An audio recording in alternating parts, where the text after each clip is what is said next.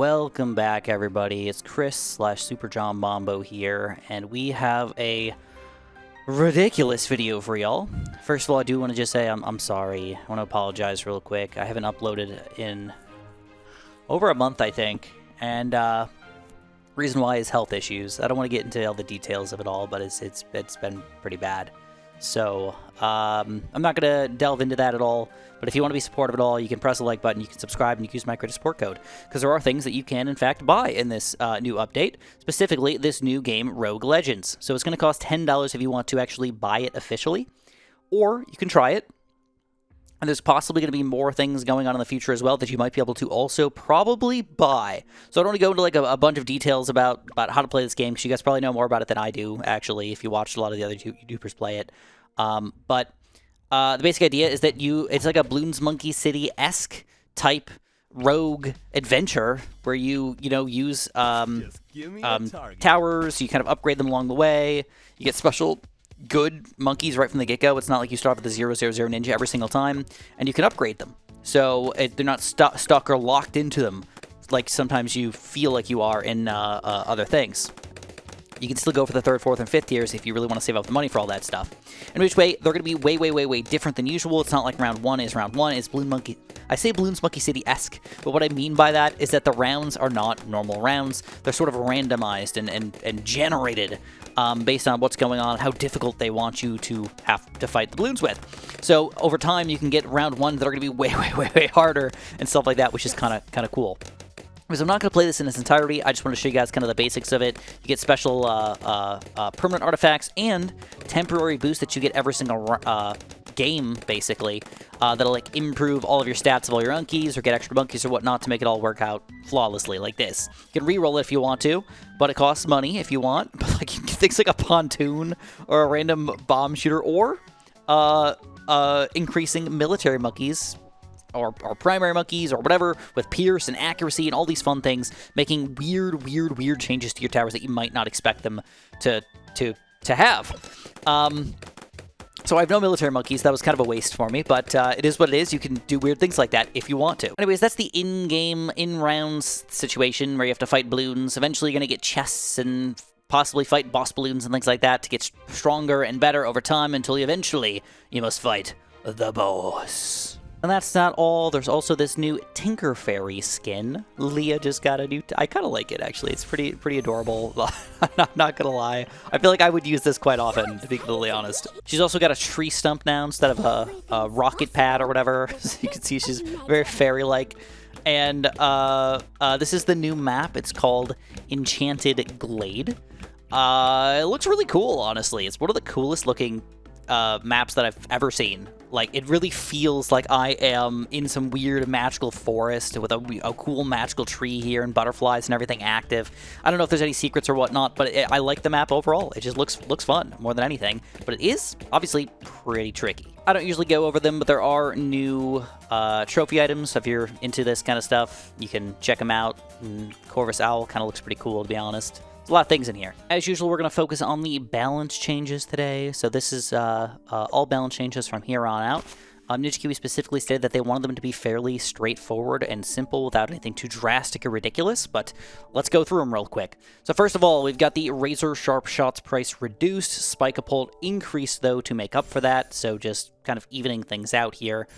They made the Triple Shot randomly also have a price increase from 400 to 450, but also reduces the attack cooldown 25%, making it an extremely interesting tower, if you ask me. Triple Shot might be legit awesome now. I think I want to see it in action. Let's just check it out. Like, Triple Shot, Zebras, and Purple Bloons. I mean, not like absurd, but like, if we get Sharp Shots and Razor Sharp Shots on this thing, whoo, boy, it's going to do some real damage, like, long-term here. Super Monkey Fan Club kind of makes sense. They've reduced the price by $300, and they've reduced the attack cooldown further from 25% to 50%. So that is probably going to be... Oh my god, yes. Whoa! That actually makes sense now. I like it a lot. If you perma-brew this bad boy, this thing's going to be good. Like, oh my god. Oh my god, yeah. Oh my god, yeah.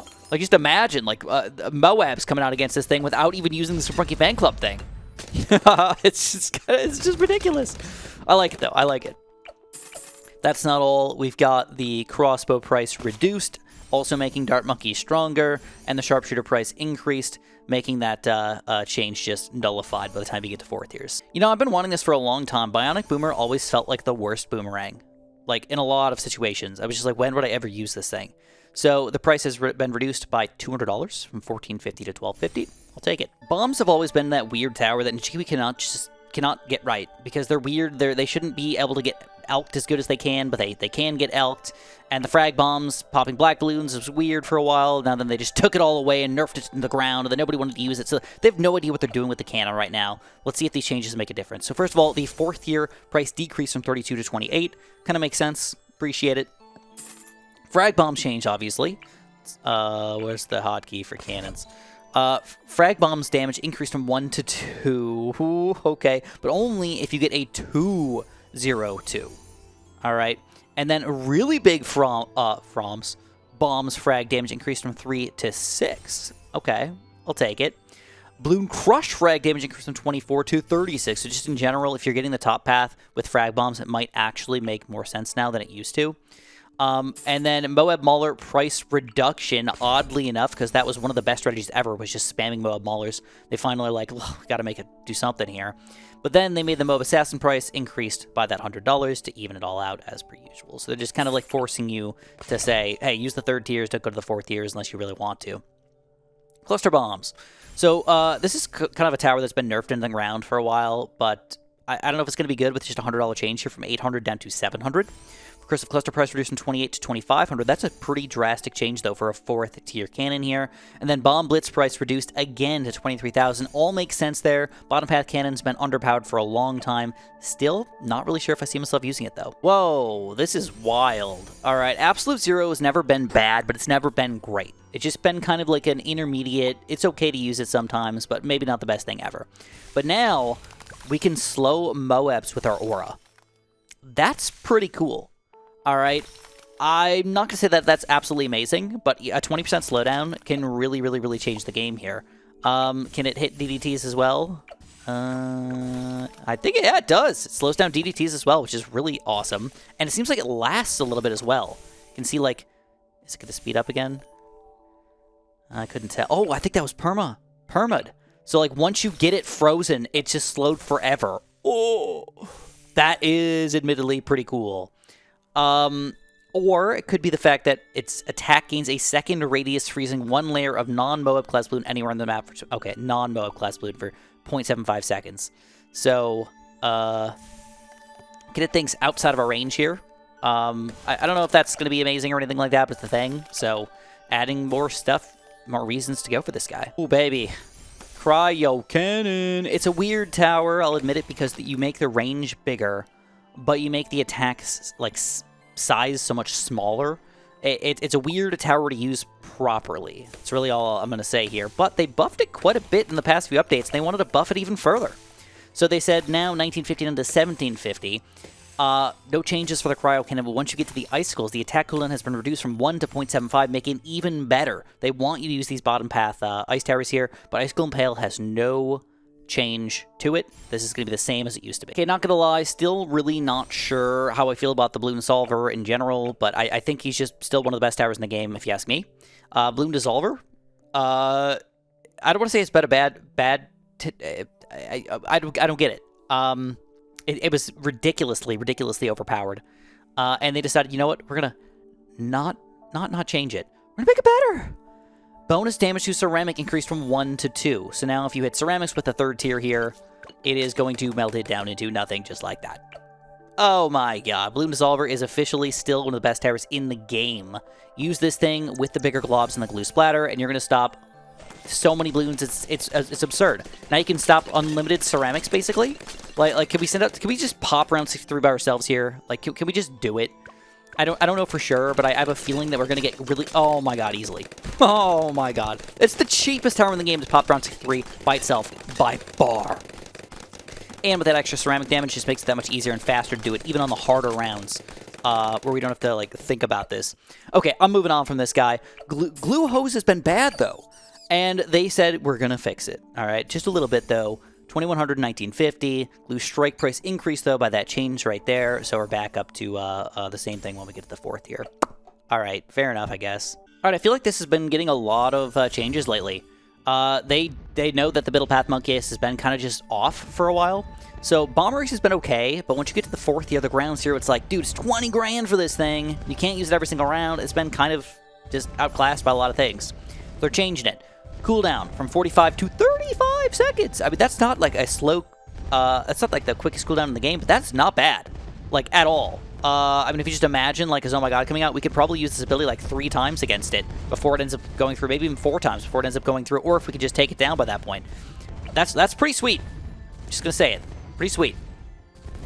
In addition, the Zarbomba, the ground zero bombing run damage increased from 10 to 15. It's not going to be super crazy, but every little bit helps, so feel free.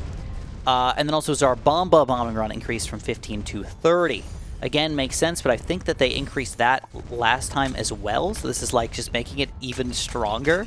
But the real problem was it wasn't strong enough to take down high-tier ceramics on round 98, specifically if they were reinforced ceramics. I think that that's finally fixed.